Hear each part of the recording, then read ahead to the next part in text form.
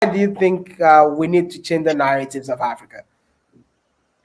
I think we are not changing the narrative. We are just getting an opportunity to tell the truth, because so much lies have been told about us. And as long as the lion cannot tell or write its own story, the hunter is always going to be the victor of the story. So as Africans, we do not own our media. And even if you do get an opportunity to be on TV, they will tell you what to write about. They will tell you how long to be there for. Is there a TV show that can just keep going just because it's still interesting? No. And with opportunities such as YouTube, it brings us together, and it is our turn to make sure that we, number one, tell the story, which is it's an African thing. Like we sit around the fire and the oldest person tells the story. That's how we pass on knowledge. So YouTube has come with that, and fortunately for us, it also comes with a camera. And instead of you telling the children in your village, you are able to tell all the African children, regardless of where they are. So much has been said to us, which is such a shame. And I believe before we can get to a point where we are teaching people or where we are learning as Africans, we still need to deal with the issue of helping people to unlearn what they were taught. Because there's nobody that defends the colonizer more than the African. We need to teach ourselves to unlearn before we can create room in our minds to learn and to appreciate how beautiful we are. Because South Africans will be the first ones to say Nigeria is dangerous or Ethiopia this and that. But that's because media, TV, newspapers, they play such an important role. You believe what you see based on what you are shown. All we see of other African countries are children with big tummies and flies on their faces. And that's what we've been told. When I went to Nigeria for the first time, everybody around me was scared. My mother bought like maybe 100 candles to pray throughout my journey. And my first shock was when I boarded the flight. White people. And I knew I was safe. I was like, aha, if they're going, there's something there. Because they will go to a place and tell you not to go. So by saying we need to unlearn, we need to first unlearn what we've been taught and be taught the truth. Africa, we were one.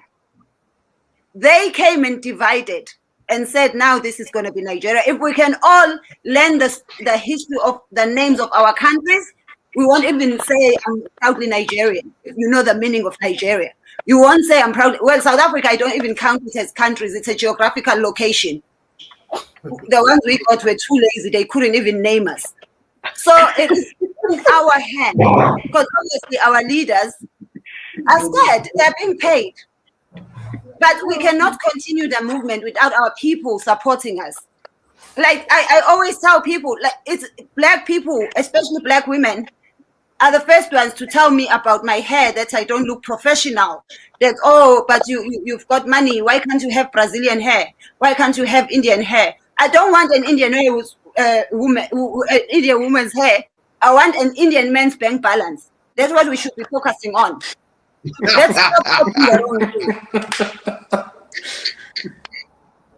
So I believe, let us unlearn, and it is in our hands, guys. What all of you are doing is better than what any politician has ever done. And when it comes to the arts, myself coming from South Africa, I knew of other African countries through their music or through their plays. Most of you, all you knew about South Africa was through maybe Sarafina, through Lucky Dube, Brenda Fassie. And we are those people of today. Because unfortunately, the big artists we have now do not sing about things that are going to change Africa. They're trying to be Americans. They sing about pussy and champagne. And that's not what we need right now. So YouTubers, keep doing your thing. Keep changing the narrative.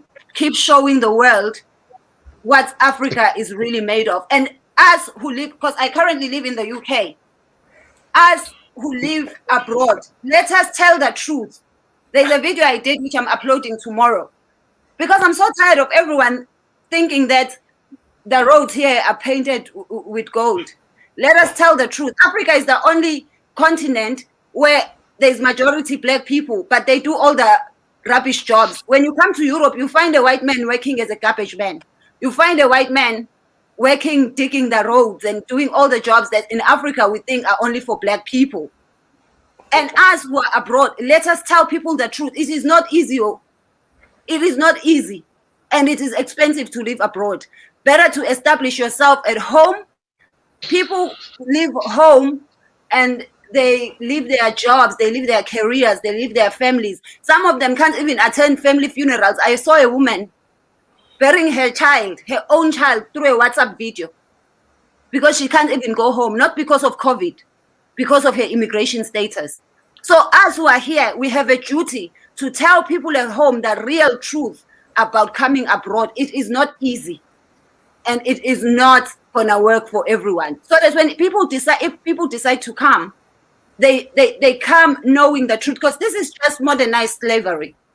Instead of them getting us from Africa, we are coming here we're paying for the transport, but we're still doing the same thing. Let me shut up. I tend to talk too much. Hey, everyone is clapping for you.